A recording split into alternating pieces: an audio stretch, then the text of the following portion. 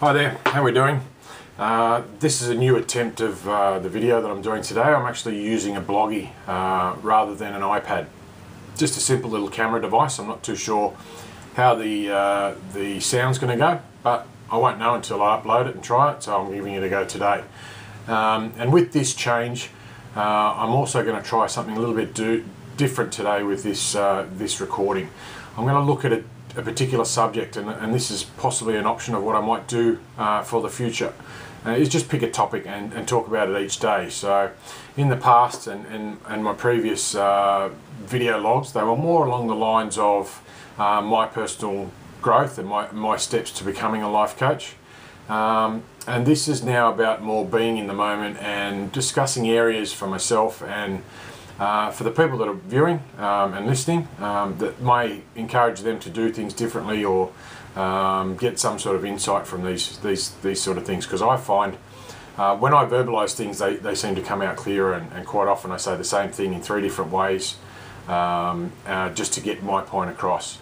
And what I wanted to talk about today was commitment and being committed to something.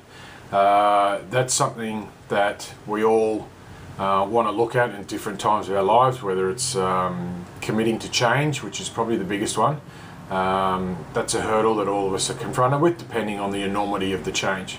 It can be changing the way you look at someone, it can be changing your career, it could be changing your pants, simple as that. But you need some sort of an element of commitment to do these sort of things. You need to be committed to go through with certain things. Now that's a lesson that I've learnt quite dramatically over the last week or so, and it's interesting. As a trainer, an online trainer, an assessor, and a learning facilitator to a lot of my students, I've found that I've tried to encourage them to work more and try and get them to commit more, but it's something that I can't necessarily do. It's not my place to encourage someone to be more committed. You have to have the commitment within. So a good example is a newspaper. If you buy a newspaper for $1, you're more likely to read it because you paid for it, you have value for it. If you get a free paper delivered, you're less likely to read it. Yes, it's there, you may pick it up now and then and read it, but it's what you value and it's what you're committed to.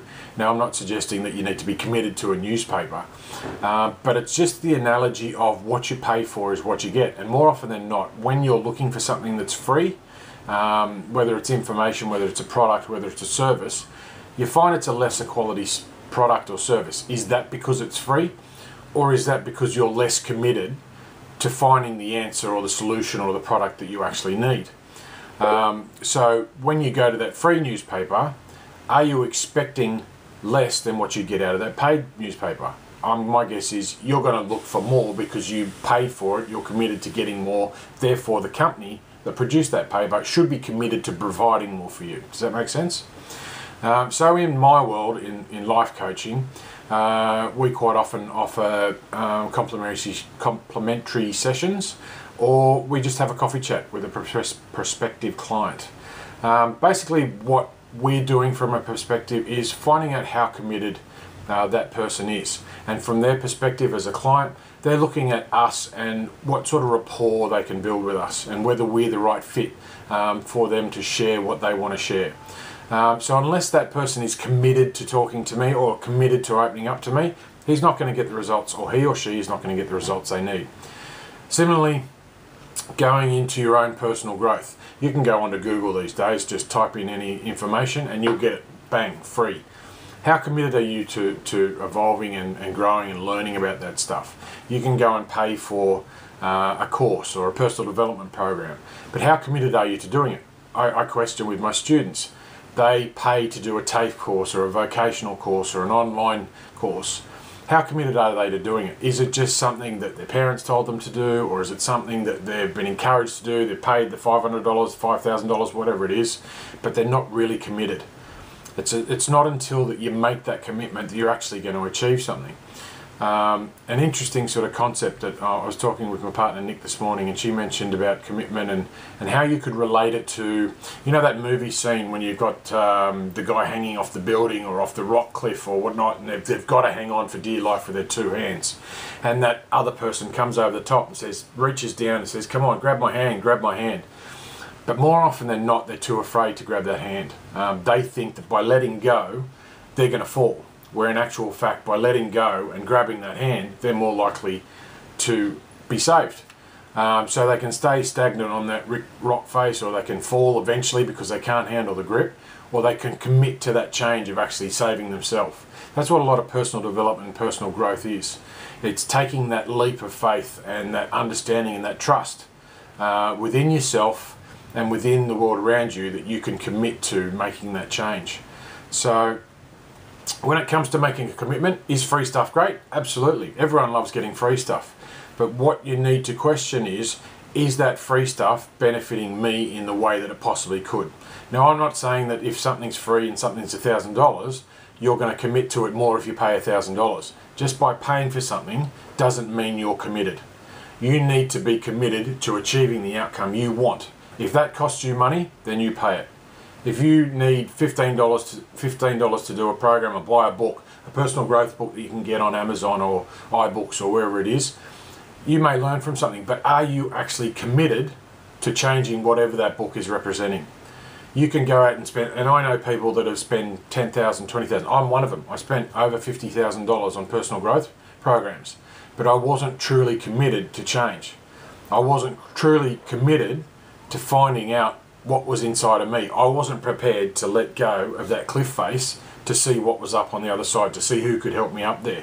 And I finally did recently, and it was amazing. And anyone who's watched any of these clips on YouTube, you'll see in the space of 2 or 3 days, the change, the dramatic change from a program that I did with the Coaching Institute. Phenomenal.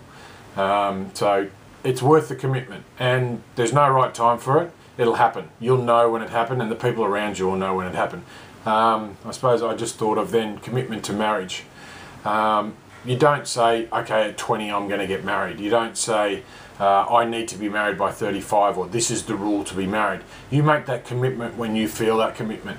Quite often, that commitment or that dedication to marriage is lost. That's where the divorce comes in.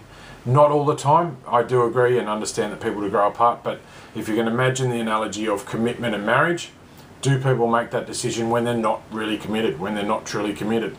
Interesting concept. I'll think over that, and you know, it might become clearer later. But commitment, massive thing. It's done massive things for me. So next time you get offered something free, really think about what value you'll get from doing it free.